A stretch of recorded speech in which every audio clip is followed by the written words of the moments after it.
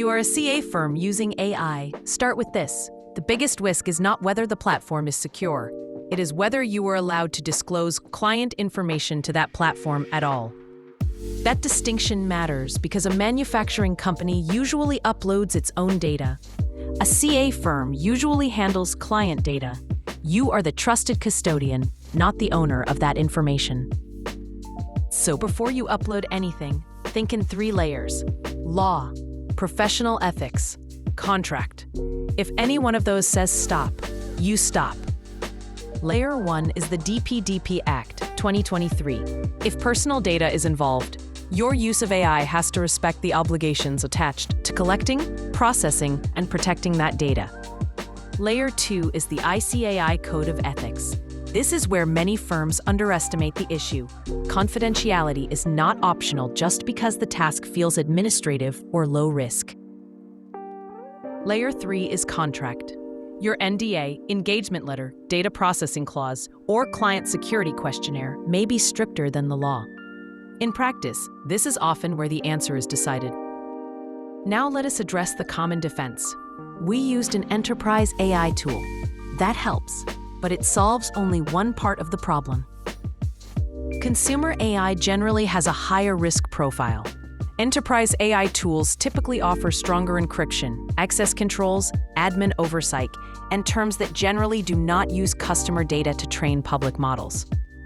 That is real progress on technology risk, but enterprise security does not erase professional duties or contractual restrictions.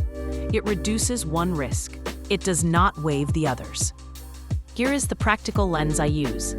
Ask who owns the information, who is accountable for the disclosure, and whether the client would reasonably expect this use. If that answer is fuzzy, pause. Some content is generally acceptable to use with AI. Public laws, standards, notifications, your internal templates, SOPs, and properly created dummy or synthetic data are usually far safer starting points.